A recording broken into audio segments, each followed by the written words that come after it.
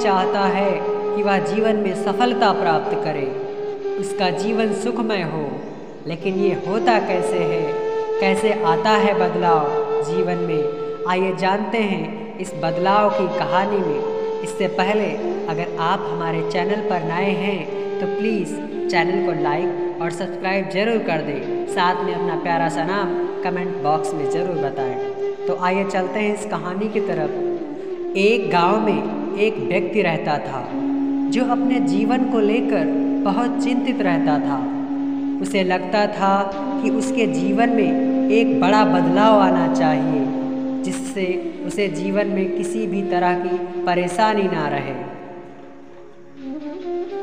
उसके पास खूब धन हो और उसकी खूब प्रसिद्धि हो, वह जहाँ जाए उसे सम्मान मिले, परंतु उसके जीवन में कुछ भी नहीं बदल रहा था, क्योंकि वह कुछ करने की जगह बस यही समय का इंतज़ार कर रहा था और समय उसके कुछ करने का इंतज़ार कर रहा था।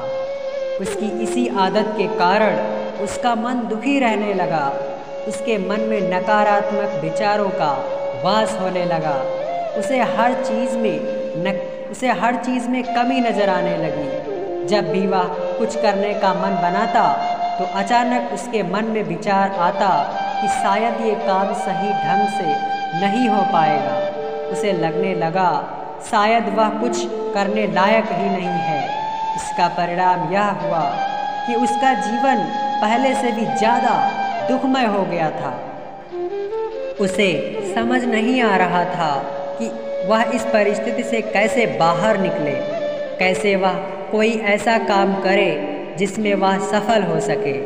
दिन व्यतीत हो रहे थे, लेकिन उसे अपनी इस समस्या का कोई समाधान नहीं मिल रहा था। उसी दौरान उनके गांव में एक साधु आए, जिनकी प्रसिद्धि दूर दूर तक थी। सब ऐसा कहते थे कि उनके पास हर समस्या का हल मिल जाता है। जब उस व्यक्ति ने ये सुना कि साधु उनके गांव में आए हैं, तो वह बिना कुछ सोचे समझे अपनी समस्या लेकर तुरंत उनसे मिलने चला गया। साधु को प्रणाम किया। उसने अपनी समस्या बताई।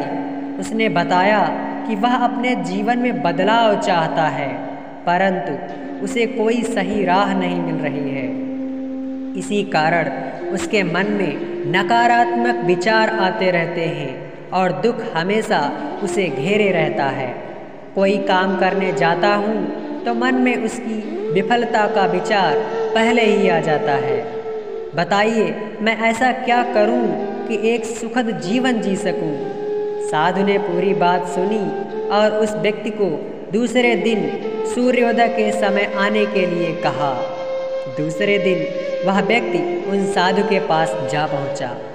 साधु पाठ पूजा के बाद सैर के लिए निकलने वाले थे। उन्होंने उस व्यक्ति को साथ चलने के लिए कहा। चलते चलते वे एक खेतों के पास पहुँचे। गेहूं की फसल की तरफ इशारा करते हुए साधु ने पूछा, क्या तुम बता सकते हो इस खेत में यह फसल कैसे उगी है? जी मैं बता सकता हूँ। पहले खेत को जोता गया होगा, फिर उसमें बीज डाला गया होगा, उसके बाद समय समय पर पानी दिया गया होगा, तभी ये फसल उगी होगी। उस व्यक्ति ने पूरी प्रक्रिया बताते हुए उत्तर दिया। थोड़ा आगे और चलने पर उन्होंने देखा कि एक खेत में घास ही घास थी। एक बार फिर साधु ने उस व्यक्ति से पूछा, क्या तुम बता सकते हो इस खेत में यह घास किसने उगाई होगी? महाराज, घास कौन उगाता है? ये तो अपने आप उग जाती है। जब खेत में किसी और चीज़ का बीज ना डाला जाएगा तो घास ही उगेगी। उस व्यक्ति ने एक बार फिर से साधु के प्रश्न का उत्तर दिया। बस तुम्हारे इन्हीं उत्तरों में तुम्हारी समस्या का हल छिपा है। साधु ने उस व्यक्ति को समझाना शुरू किया।